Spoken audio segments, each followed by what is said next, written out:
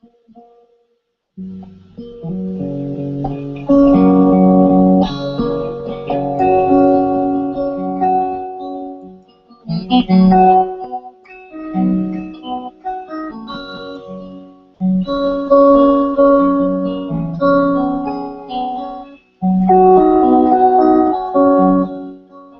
talked a lot, written a lot about the idea of evangelizing egoism.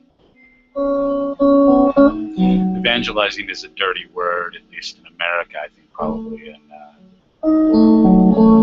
every part of the world that used to comfortably call itself the West. No part of the world comfortably calls itself the West now. The places that are most likely to embrace what we would call Western values and virtues are the places that are least likely to pop forth in the mind as exemplars of the West. What we think of when we think of the West is New York City, just like I pictured it. New York, Chicago, LA, London, Paris.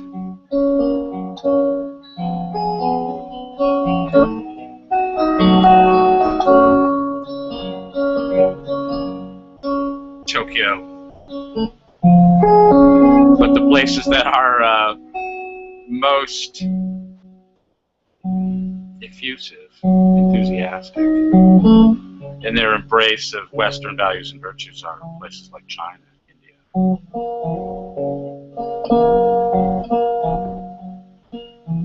Little niche pockets of Western enthusiasm in countries all over the world,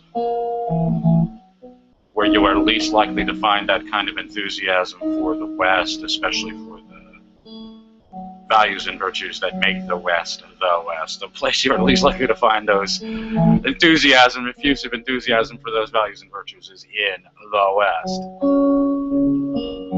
I like it that there are so many little pockets of Western enthusiasm all around the world. I want to talk to those people. Those people are very interesting to me because I am in league with the Greeks. I am a stout champion of Western Civ, and I don't think that there's any benefit to be realized from letting this go. That what the Greeks invented 3,000 years ago, what we have been continuously reinventing, losing, and reinventing, and losing, and reinventing since then is progressively better. Nothing is perfect. There's a crack in everything. But a progressively better way of assuring the survival of our children, the survival and prosperity of our children, and assuring the ultimate fulfillment of every individual human life. That your greatest likelihood of achieving a happy life will be realized in countries that are most Western in the values and virtues that motivate the ordinary people. And the less Western your civilization is, the less likely you are to achieve that kind of prosperity, fulfillment, happiness, flourishing, thriving.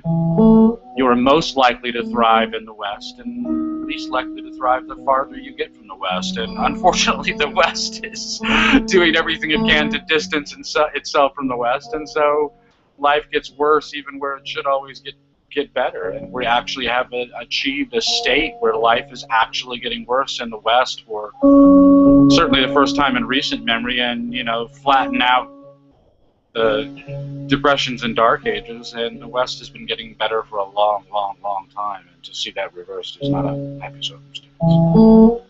And this is why I'm all over the idea of evangelizing egoism. That you are an egoist is a significant fact of reality. This is a signal achievement in your life, to be able to think your way through the kind of moral problems that I present and come out of that not only with the right answers, but confident in your answers, and with the recognition that your practice of your self-interest, that your love for your life and for your values is how you achieve fulfillment, it's how you achieve flourishing, it's how you thrive. And to achieve that kind of factual recognition in the civilization that we live in now, this is a remarkable achievement. You are to be commended. And I'm not kissing your ass. I don't kiss people's else's. But you are to be commended. Yours is a spirit to be celebrated. Yours is a spirit to be encouraged. And a big part of what I'm doing, I'm evangelizing egoism too. But I'm evangelizing the evangelization of egoism to you, because the fact of your egoism is impressive, but it's not sufficient. It will not achieve the ends that you're seeking. You got it better than everybody else, 3 cheers for you, but you don't have it as well as you want it, and you can't get to where you want to go without evangelizing egoism. You can't. There's a tool that I use. I call it the victory condition. What does it look like when you won? What does it look like when you won? In other words, give me a detailed picture of what the victory condition looks like. What is your situation like when you've gotten where you want to be, when you've achieved what you wanted to achieve, when you have attained your goals? What does that look like? So, my question to you is, you're 72 years old, you're 22 now, you can't even imagine your life 50 years from now, but you're 72 years old. What does your life look like? Are you married? Are you married to a woman that you've been married to for 50 years? Do you have children? Do your children have children? Do you have grandchildren? Do you see your grandchildren? Are your grandchildren over all the time? Do you have a chance to influence their lives? Are you an important part of their lives? What's your house look like? What's your cars look like? What do you do with your time? I mean, you're 72, chances are you're retired. What do you do with your time? How do you spend your vacation? Fill in all those details. What does it look like when you're done? What is your victory condition? And then tell me what it is that you're doing now, today, that is moving you in that direction. That if you intend to have your 50th wedding anniversary when you're 72, and yet you're 23 and you're not married, you have a problem. Can't happen. That victory cannot exist. And if you're 33 and you're still not married, not only will you not have a 50th wedding anniversary, you're not going to have a 40th wedding anniversary. You've already missed that window, but you've already missed 2 or maybe 3 of those children that you were planning to have. And so you may end up having only 1 or 2, even if you get started today. If you're 43, you haven't met the only person you're ever going to be married to, I'm wondering how old that person is. Because if you're 43 and your prospective mate is within 5 years of your age, so plus or minus 5 is 38 to 48, who is 38 years old and has never been married other than you? And taking account that you're 43 and you've never been married, exactly what have you been doing with your time? And in what way have the things that you've been doing with your time set up barriers to you getting to that 72-year-old with all the grandchildren?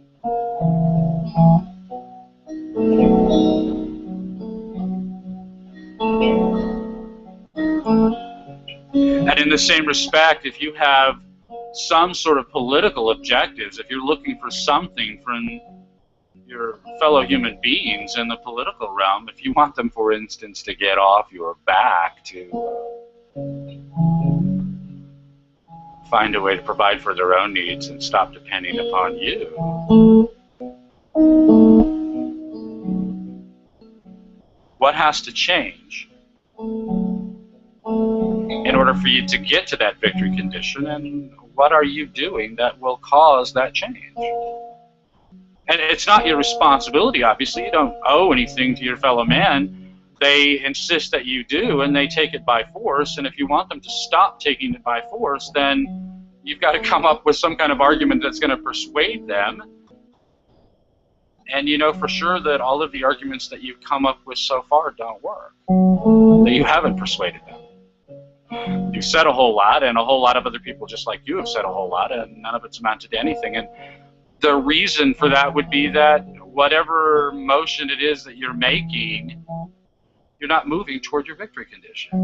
That if you say you want grandchildren at 72, and yet you're unmarried at 43, then one of those two notions is false. Either you want grandchildren at 72, and therefore you are actively seeking the one true love of your life at the age of 22, or at the age of 43, you can finally wake up to the idea that you don't want grandchildren, and you can be honest about it. But if you say both, I want grandchildren, and yet I am not married, I am not doing anything to pursue grandchildren, that's unreasonable. And if you say that you want greater personal autonomy, you want greater freedom for yourself, you want greater freedom to engage in commerce, that you want greater freedom to pursue your personal life however you choose, and simultaneously you want less taxation, less regulation, certainly less deficit spending, less government debt, less in the way of claimed entitlements, that people have claims that they make that they are entitled to your income, that you are obliged to get up and work, and yet you are not to be permitted to realize the fruits of your labors. The name for this, of course, is slavery, but we don't like to use that word, because if we talk about slavery, then all of a sudden we're impugning the reputation of people who have never been slaves, while simultaneously denying the fact of life for everyone alive on earth right now. All of us are slaves. We're not slaves to hypothetical, imaginary, long-dead plantation owners. We are slaves to the state. We are slaves to each other. We have mutually enslaved each other, allegedly for our mutual benefit. If you want that to end, what are you doing that's going to change anything? Tomorrow, I think I'm going to write an essay about recruitment strategies in light of the idea of self-adoration. But I've been writing at length over the course of the last year about art as a persuasive device, art used for purposes of persuading people to the pro-egoistic, anti-authoritarian political point of view. I'm not terribly directly interested in politics. I mean, I can talk about it, and I've written a lot about it, but I'm much more interested in moral philosophy, because the political philosophy that I'm interested in will fall out naturally from the moral philosophy that I'm teaching. That if you come to understand self-adoration the way that I'm talking about it, then your politics will be very similar to mine in very short order. And the differences won't matter to me, because as long as you are always choosing admirably, as long as you are always choosing for the sake of your own future self-adoration, we're highly unlikely to have conflicts to begin with. And if we do, it should be relatively easy to resolve them. And I'm not saying that there will be pie in the sky and the sweet by and by. I'm not promising you miracles. I'm just pointing out that people who respond to the universe rationally, who respond accordingly, can find a way to work through their conflicts. It's only when people insist on responding to the universe as it is not, as it does not exist, that their conflicts endure and escalate.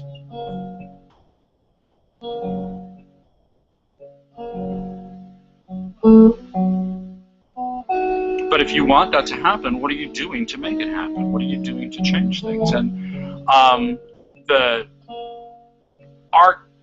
argument, the aesthetic argument that is made right now, not really made, it's made by implication rather than anyone directly asserting it. There is no one asserting a conservative, libertarian, pro-egoistic, anti-authoritarian aesthetic other than me. But the argument that is made is all based around really specious propositions, basically using tragic story arcs where the action moves from better to worse, using those kind of tragic story arcs to try to sway people. The most common of these is the cautionary tale, and the cautionary tale that is most beneficial to the pro-egoistic, anti-authoritarian cause, of course, is Atlas Shrugged by Ayn Rand. But there are others. There are lots of others. Chronicles of Narnia is another one that people cite all the time. These are children's books. It's important to understand that Atlas Shrugged, of course, was written to be an adult novel, but nevertheless, these are children's books in the sense that the only people who are actually swayed by these books are swayed while they are children, while they are teenagers, while they are young adults. And over the age of 25, virtually no one will be swayed by a cautionary tale, by, I call it, telling other people's nightmares. When someone is going through something really tumultuous, when they're in a lot of pain, when they're under a lot of stress, in those circumstances, they can be open to new ideas temporarily, but for the most part, most adults are, their minds are closed by the time they're 25 or 30, and there's absolutely no way to persuade them with fear or pain, with threats of future pain, with guilt, remorse, hypothecated, postulated, subjunctive remorse. Everything that you're hoping to do with a cautionary tale will fail with adults because they will dismiss the argument. Generally speaking, they'll walk away from it, but they don't credit it anyway. They've been told too many lies. That the ultimate cautionary tale is the boy who cried wolf, and the boy who cried wolf is the boy who spins all the cautionary tales. Ultimately, he tells so many cautionary tales that people wake up to the fact that this guy is nothing but gloom and doom. There's no truth to anything that he has to say, and they don't listen to any of it. And whether or not that's appropriate, reasonable, rational, not yours to say. This is the way they do behave, and this is the way they're going to behave. And therefore, that whole school of art that I'm going to scare these people onto the path of righteousness, it will not work. It is non-functional, cannot work. In the same respect, satire's tragedy with jokes, and satire ultimately turns on the fallacy of derision to make fun. I'm going to make fun of you. I'm going to prove you wrong by making fun of you. You can have a lot of fun making fun of you. Done way too much of it in my life. Make an effort not to do it any longer because I don't think it's morally virtuous. I don't think it's admirable behavior. But you can have a lot of fun making fun of people, and the people who read what you write, where you're making fun of what we might call popular enemies, enemies who have a large following of enemies, those people can have a lot of fun too when you make fun of people. But the people that you're making fun of, they will not be swayed. If anything, they'll be swayed. They'll be even more resolute in their opposition to your position, not because you've made a valid argument, not because you've made a terribly invalid argument. The fallacy of derision obviously is an invalid argument, but it's really not an argument at all. It's just a joke. But they'll be even more resolute in their opposition to you because you were mean to them. Terrible. I mean, fallacy meets fallacy, and that's typically the case where you find logical fallacies being deployed. I tend to use the term invalid to describe fallacious arguments. And generally speaking, fallacies are more than invalid, one way or another.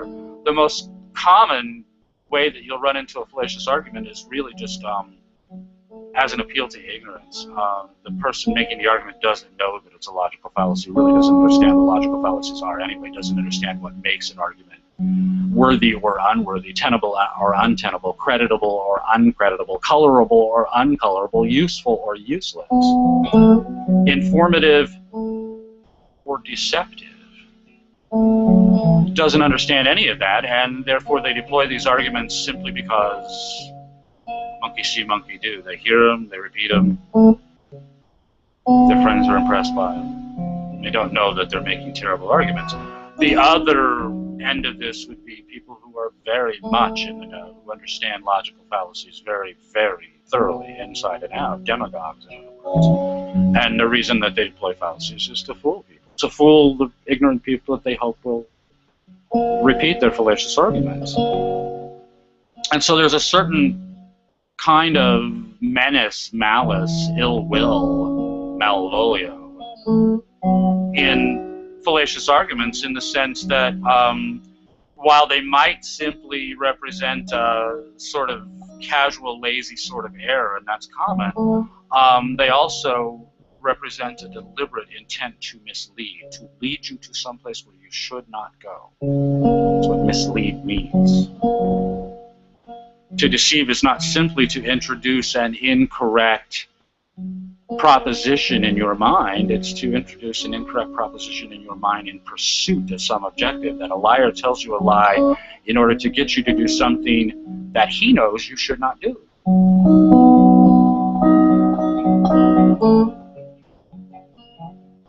When I advise you, I take on the legal responsibility of agency in the sense that I am, by my advice, implying that it is good advice, that I am leading you in the way that you should go and not in the way that you should not go.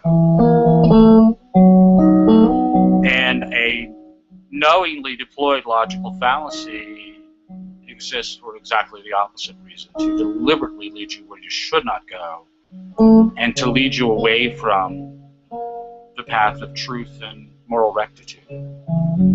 A logical fallacy, the purpose of a logical fallacy is to make you worse as a person, to make you a worse person.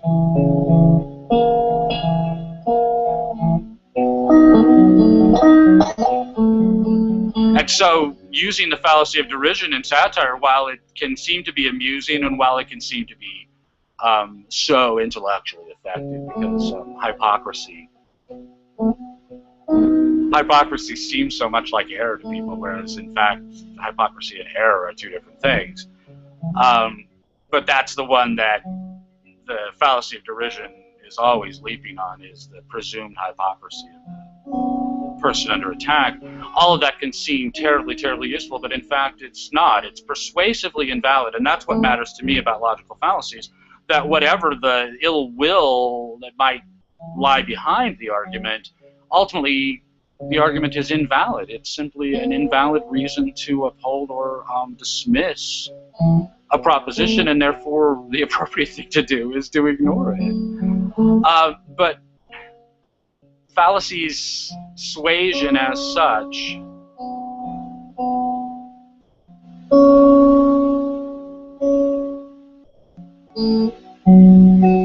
to the extent that they do result in changed behavior, their invalidity makes them functionally useless. If I'm a con man and I'm trying to get you to pay an enormous price for a cheap ship pawn shop violin, then my suasion can seem to be to my advantage. But if we take account of the way that civilizations really work, the one-shot criminal event is not really to your advantage. It's certainly not the universe that you're depending on. To the contrary, what you want to do when you get the proceeds from selling the $20 violin for $2,000, what you want to do is go off and engage in honest commerce with someone who is not cheating you.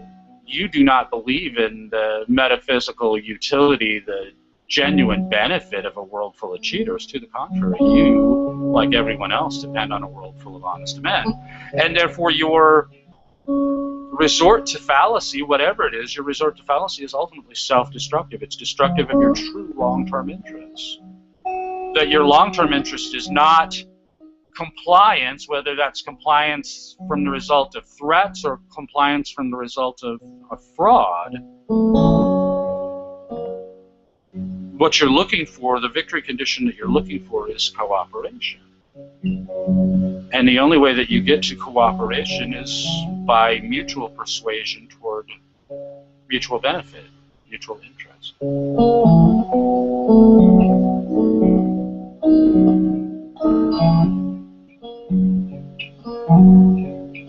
And only valid arguments can do that. That invalid arguments cannot achieve that kind of cooperation, because the cooperation only results from a complete, full, mutually shared understanding of the costs and benefits of the transaction. All of which comes back to comedy for me. That I am not going to scare you into better behavior. And I'm not going to deride you into better behavior.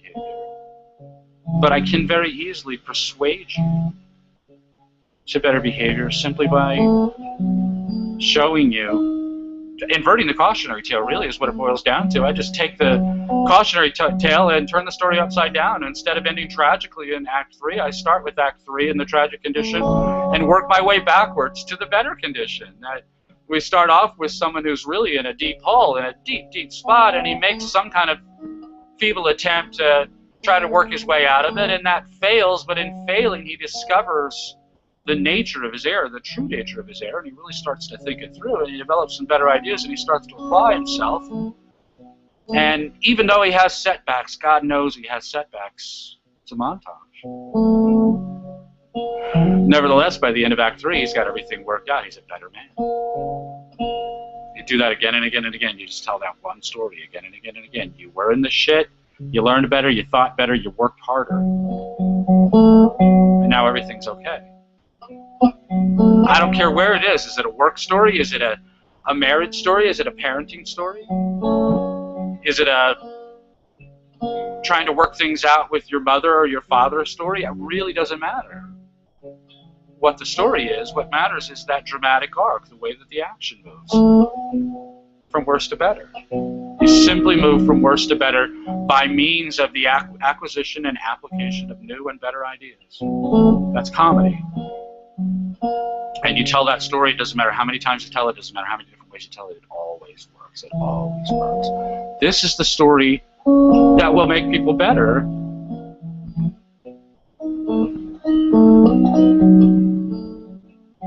And making people better is the path to your victory condition. That what you want is greater personal autonomy and less government compulsion. That means you want more people like you. More people who want greater autonomy and less compulsion. And the way you're going to get those people is by persuading them that your way is right.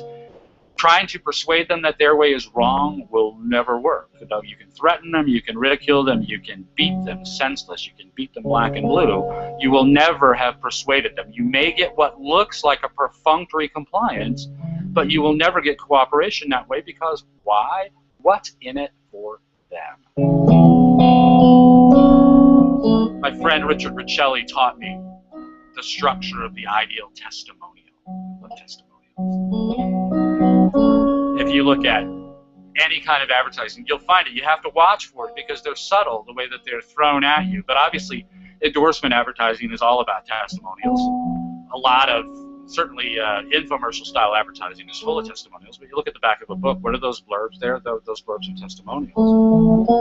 And if you watch for it, you'll find it everywhere. It's in the nature of the art of the commercial, the art of advertising, because people want to know that they're going to get a good value, and they don't trust the seller. The seller is always going to say it's a good value. So having a testimonial from allegedly uninvolved, disinterested third parties, which of course is never the case, but having that testimony is very useful in terms of making transactions happen. So here's the structure of the ideal testimonial.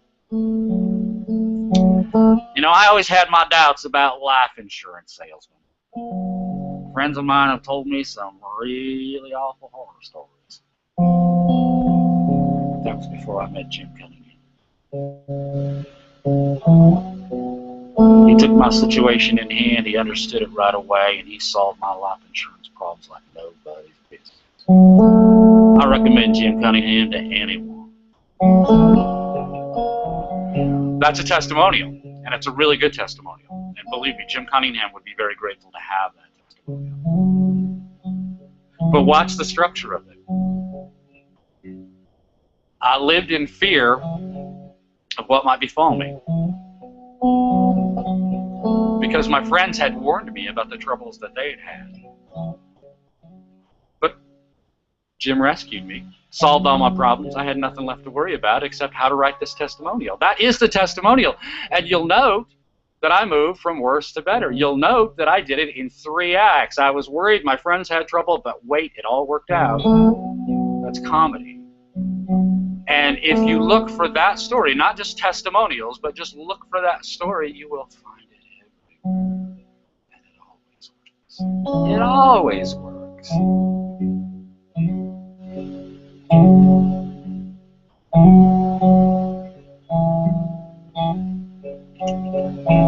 So say you're like me, or something like me, somewhere near me. I am an atheist, an anarchist, an egoist. If I thought about it, I probably could come up with some more extreme outlier philosophical descriptions, but I'm a pretty rare bird.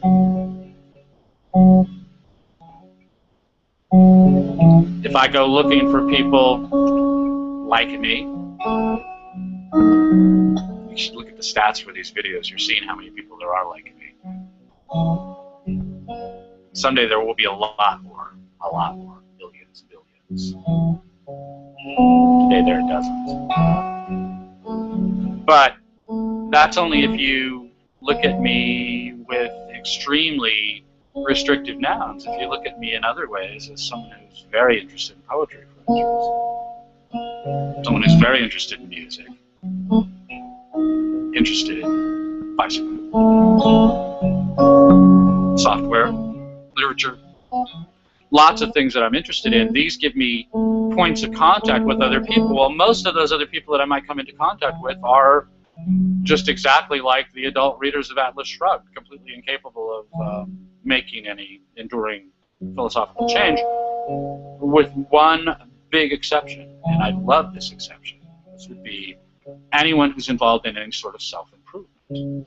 So obviously all of those people who are dieting, all of those people who are involved in fitness in various ways, whether it's running or cycling or weight training or whatever, people who are pursuing adult education or pursuing any sort of adult degree, whether it's, you know, vocational or strictly intellectual. I took Latin as an adult. I was the only adult in my Latin class. I was the top student throughout, and I ended up creating study tools that are used by high school and undergraduate college students all over the world twice a year. 2 times that I am their hero are when midterms and finals. They love me then.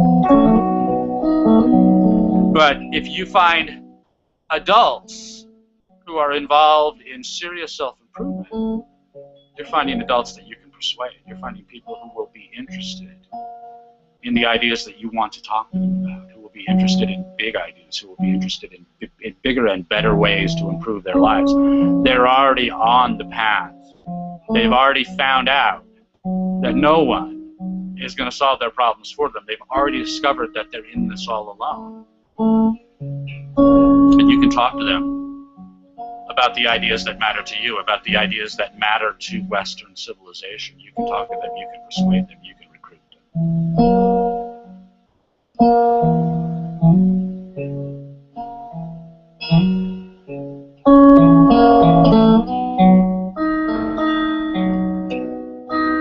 I think you should. I think you should. It's pushy, it's intrusive, you'll think it's unwelcome.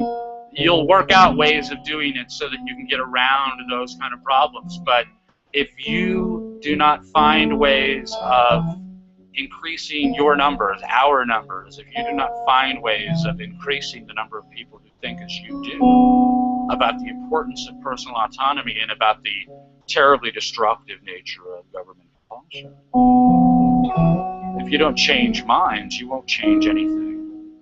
That's your only hope for rescuing Western civilization, is to change minds. And how do you change minds? One at a time.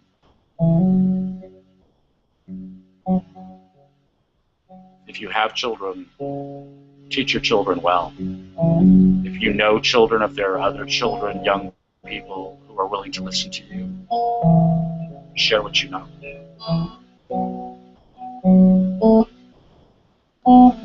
But there are adults you know who are amenable to better ideas, and you can identify them by the fact that they're already on the path of comedy. They're already moving from worse to better. They're already learning, mastering, and applying new and better ideas. And because they are, you can talk to them about your ideas.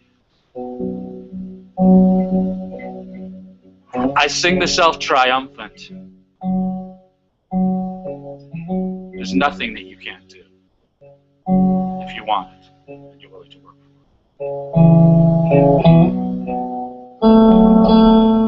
it. It's to your benefit to share what you know, and it's to the benefit of the people that you share it with.